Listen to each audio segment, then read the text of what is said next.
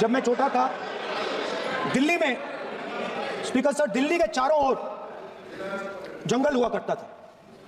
जो आज यहां रहते हैं उनको ताज्जुब होगा कि एम्स के बिल्कुल बगल में जंगल शुरू होता था। जहां रेलवे म्यूजियम है वहां पे जंगल शुरू होता था। वैसे ही जंगल में, दोनों नॉर्थ और साउथ, वैसे ही जंगल में हजारों साल पहले एक युवा, 6-7 साल का युवा, हर रोज सुबह उठ के 4 बजे उठ के,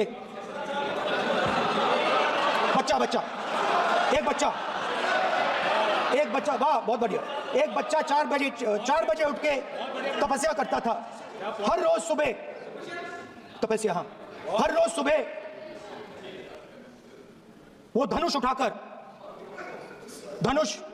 तीर कमान चलाता था और घंटे घंटे उसने तपस्या की, सालों के लिए उसने तपस्या की। पास पास लोगों को पता लगने लगा कि लड़का है। यही तो आप नहीं समझ सकते हो, यही तो प्रॉब्लम है। धनुष में तपस्या है, मनरेगा के काम करने में तपस्या है। तपस्या का मतलब शरीर में गर्मी पैदा करना, समझिए। हाँ, तब का यह मतलब है, तपस्या का यह मतलब है। तो यह तपस्या कर रहा था, लोगों को पता लगा और वो गुरु के पास गया। लड़के का नाम एकलव्य था और वो गुरु के पास गया और उसने कहा, गुरु द्रोणाचार्य जी, मैं सालों से धनुष चलाना सीख रहा हूं, मैंने अपनी पूरी शक्ति इसमें डाली है, आप मेरी मदद कीजिए, आप मेरे गुरु बनिए। द्रोणाचार्य जी ने एकलव्य को कहा कि आप ऊंची जात के नहीं हो, आप ऊंची जात के नहीं हो, आप द्विजा नहीं हो, मैं आपका गुरु नहीं बनूंगा, यहां से तुम चले जाओ। और एकलव्य चला गया। फिर से एकलव्य ने तपस्या शुरू की, फिर से तपस्या शुरू की। कुछ साल बाद द्रोणाचार्य जी और पांडव उसी जंगल से निकले। एक कुत्ता भौंक रहा था, कहानी आपने सुनी है, सुना देता हूं। कुत्ता भौंक रहा था, अचानक कुत्ते की आवाज शांत हो गई। द्रोणाचार्य जी और पांडव पास गए और उन्होंने देखा कि तीरों के जाल में कुत्ता फंसा हुआ था, मुंह में तीर था एक, हाँ, मगर कुत्ता तीरों के जाल में फंसा था, एक तीर मुंह में थी, शांत था कुत्ता, मगर कुत्ते को चोट नहीं लगी। एकलव्य ने अहिंसा के साथ कुत्ते को शांत किया था। द्रोणाचार्य जी आते हैं और एकदम पूछते हैं, तुम्हें यह किसने सिखाया? एकलव्य जवाब देता है, द्रोणाचार्य जी, यह मैं सीखा हूं, मैंने तपस्या की है, घंटों मैंने प्रैक्टिस की है। आपने मुझे गुरु बनने से मना किया था, तो मैंने एक मूर्ति, मट्टी की मूर्ति सामने रखी और मैंने प्रैक्टिस की और मैं सीखा। द्रोणाचार्य जी खुश नहीं हुए। द्रोणाचार्य जी ने एकदम कहा,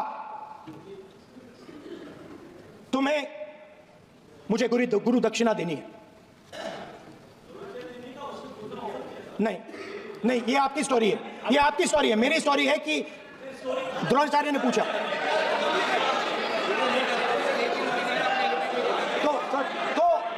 तो द्रोणाचार्य जी ने, Sir, PM will not speak. Lord wanted if you are not giving order, Prime Minister has to speak. That's what wanted. If you are not giving protection, if you are not giving protection to LOP, then Prime Minister has to speak here. I will tell you. We will be very clear. ठीक है sir. माननीय सदस्य, आपको मैंने कई बार कहा आप धमकी से एकलव्य मत बोला करिए। एक मिनट जाती द्रोणाचार्य जी ने कार्यमंत्री बोले कितने डिस्टर्बेंस कर रहे थे। द्रोणाचार्य जी ने कहा कि मुझे आप गुरु दक्षिणा दीजिए। मेरी स्पीच ले ली आपने। तो द्रोणाचार्य जी ने उनसे कहा कि गुरु दक्षिणा के लिए मुझे तुम्हारा हुनर, तुम्हारा भविष्य, तुम्हारा अंगूठा चाहिए। और एकलव्य ने अंगूठा काट के द्रोणाचार्य को दे दिया।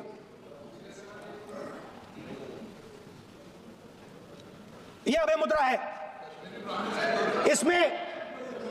इसमें कॉन्फिडेंस, स्ट्रेंथ, निडरता कहां से आती है? हुनर से आती है, इस अंगूठे से आती है। ये लोग इसके खिलाफ हैं। जैसे द्रोणाचार्य जी ने एकलव्य का अंगूठा काटा, वैसे ही आप पूरे देश का अंगूठा काटने में लगे हुए हो। आप जैसे ही जैसे द्रोणाचार्य जी ने एकलव्य का अंगूठा काटा, वैसे ही आप हिंदुस्तान के युवाओं का, जैसे ही एकलव्य ने,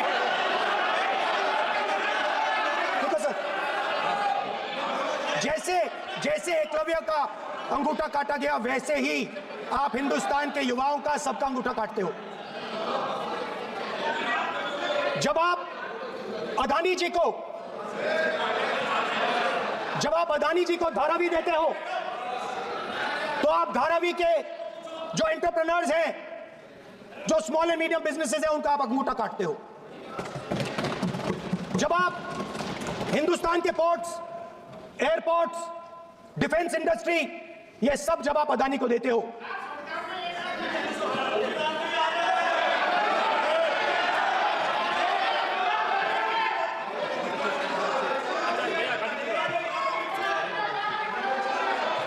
हिंदुस्तान के सारे जो फेयर प्ले बिजनेसेस हैं, जो ईमानदारी से काम करते हैं, आप उन सब का अंगूठा काटते हो जब आप अदानी की मदद करते हो।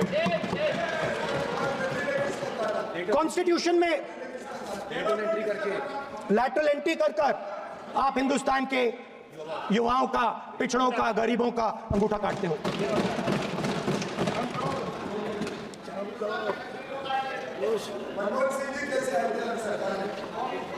सर, स्पीकर सर, जैसे एकलव्य ने प्रैक्टिस की थी, वैसे ही हिंदुस्तान के युवा सुबह उठकर 4 बजे उठकर अलग अलग एग्जाम्स की तैयारी करते हैं।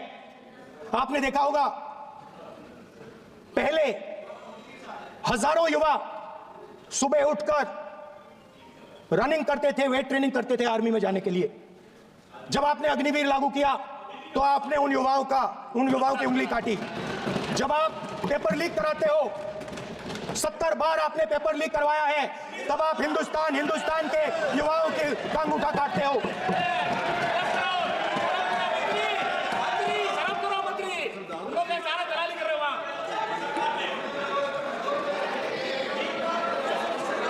आज बाहर, दिल्ली के बाहर, आपने किसानों पर टीयर गैस चलाया है, आपने किसानों पर लाठीचार्ज किया है। किसान आपसे एमएसपी मांगते हैं, सही दाम मांगते हैं, मगर आप अदानी को फायदा पहुंचाते हो, अंबानी को फायदा पहुंचाते हो और किसान का अंगूठा काटने का काम करते हो। देखिए, हम कहते हैं अभय मुद्रा, हम कहते हैं डरो मत, आप कहते हो हम आपका अंगूठा काट देंगे। ये फर्क है। एक तरफ कौन सर बोलिए। मेरे कहना है कि हम एक मिनट प्लीज बैठिए, आप बैठिए, प्लीज बैठिए, आप बैठिए। आज हम भारत के संविधान की 75 वर्ष की गौरवशाली यात्रा पर कर रहे हैं, और कल भाई ये चर्चा हुई थी कि हम संविधान की चर्चा करते समय उसकी उच्च कोटि की ये अपेक्षा है। आप स्पीकर सर, आप राष्ट्रपति भाषण नहीं है। कॉन्स्टिट्यूशन में कहीं नहीं लिखा है कि मोनोपोली होनी चाहिए। कॉन्स्टिट्यूशन में कहीं नहीं लिखा है कि पेपर लीक होना चाहिए। कॉन्स्टिट्यूशन में कहीं नहीं लिखा है कि अग्निवीर होना चाहिए। कॉन्स्टिट्यूशन में ये सब नहीं लिखा है, इसलिए मैं यहाँ रेस कर रहा हूँ। कॉन्स्टिट्यूशन में नहीं लिखा है कि हिंदुस्तान के युवाओं का अंगूठा काटना चाहिए, उनका जो हुनर है उनसे छीना जाना चाहिए। बैठे कर रहे हैं सर, 5 बजे हम भी बैठे करेंगे। अब कुछ नहीं बोलना है, 5 बजे देखिएगा, 5 बजे देखिएगा क्या। स्पीकर सर, मैं कुछ दिन पहले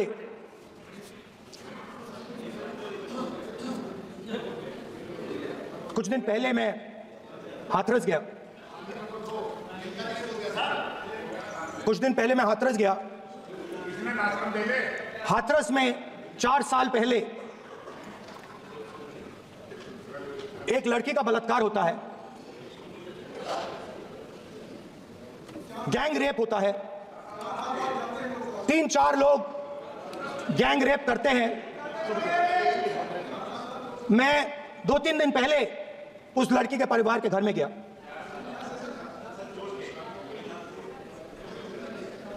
जिन्होंने गैंग रेप किया वो बाहर घूम रहे हैं और लड़की का परिवार अपने घर में बंद है। लड़की का परिवार बाहर नहीं जा सकता है। जो अपराधी हैं वो उनको रोज धमकाते हैं और वो बाहर घूमते हैं। परिवार ने मुझे बताया कि बेटी का जो अंतिम संस्कार था वो भी नहीं करने दिया और चीफ मिनिस्टर ने इसके बारे में खुलकर मीडिया में झूठ बोला है। ये कॉन्स्टिट्यूशन में कहां लिखा है? ये कॉन्स्टिट्यूशन में कहां लिखा है कि जो बलात्कार करते हैं वो बाहर रहे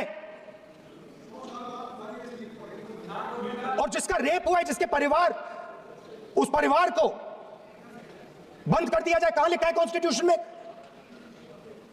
ये आपकी किताब में लिखा हुआ है, मनुस्मृति में लिखा है, मगर कॉन्स्टिट्यूशन में नहीं लिखा। और अगर आप कहते हो कि यूपी में आपका राज है और वहां पे कॉन्स्टिट्यूशन नहीं लागू होता है, वहां पे मनुस्मृति लागू हो रही है। परिवार ने मुझे कहा कि यूपी की सरकार ने उन्हें वायदा किया था, कहा था कि हम आपका रिलोकेशन करेंगे, आपको कहीं और रहने की जमीन देंगे। आज तक 4 साल हो गए हैं, आज तक उनका रिलोकेशन नहीं किया गया है। और हर रोज उन्होंने मुझे फोटो दिखाई, वो बाहर निकलते हैं और जिन्होंने बलात्कार किया वो धमकाते हैं उनको। तो मैं इस हाउस में कहना चाहता हूं कि अंबेडकर जी के संविधान वाले लोग, इंडिया गठबंधन वाले लोग, हम सब मिलकर उस परिवार का रिलोकेशन हम करेंगे, अगर आप नहीं करोगे। और हिंदुस्तान के हर गरीब व्यक्ति को हम ये कहना चाहते हैं, आपकी रक्षा कॉन्स्टिट्यूशन करता है और ये बीजेपी के लोग कॉन्स्टिट्यूशन पर 24 घंटा आक्रमण करते रहते हैं।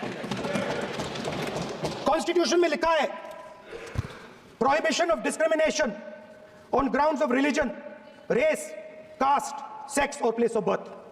The state shall not discriminate against any citizen on grounds only of religion, race, caste, sex, place of birth or any of them.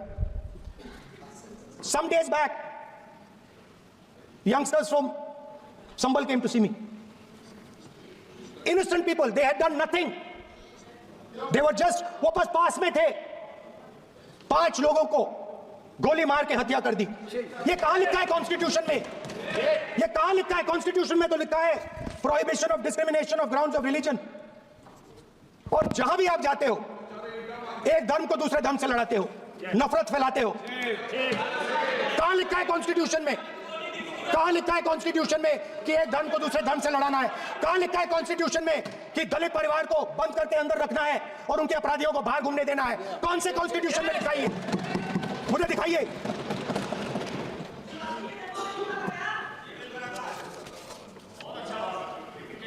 Speaker साहब, हमारी जो विचारधारा है, इंडिया गठबंधन की विचारधारा है, वो देश में कॉन्स्टिट्यूशन लाई है। हम सब मिलकर कॉन्स्टिट्यूशन की रक्षा करते हैं। अंबेडकर जी ने कहा था, if there is political equality but no social and economic equality, political equality will be destroyed. ये अंबेडकर जी के शब्द हैं और आज ये बात सबके सामने है। पॉलिटिकल इक्वालिटी जो थी वो खत्म हो गई है, हिंदुस्तान के सारे इंस्टीट्यूशंस कैप्चर कर लिए गए हैं, सोशल इक्वालिटी नहीं रही, फाइनेंशियल इकोनॉमिक इक्वालिटी नहीं रही। इसीलिए हमारा अगला कदम जाति जनगणना होगा। हम देश को दिखाना चाहते हैं कि आपने किन लोगों का और कहां कहां अंगूठा काटा है। हम दलितों को, आदिवासियों को, पिछड़ों को, किसानों को, मजदूरों को दिखाना चाहते हैं कि आपने किस किस का अंगूठा काटा है। इसलिए जो मैंने वायदा किया था इसी हाउस में, यहां हम कास्ट सेंसस लागू करेंगे और उसके बाद हिंदुस्तान में एक नए तरीके का विकास होगा, एक नई तरीके की राजनीति होगी। जो मैंने पहले कहा था, जो आपको अच्छा नहीं लगता है, 50% रिजर्वेशन, उस दीवार को हम यहां तोड़ेंगे। 50% रिजर्वेशन की दीवार और जाति जनगणना हम यहां करा के दिखाएंगे। आपको जो कहना है कर लो, कह लो। स्पीकर सर, बहुत बहुत धन्यवाद। नहीं देखिए सर, क्योंकि एक मिनट में बुलाता हूं।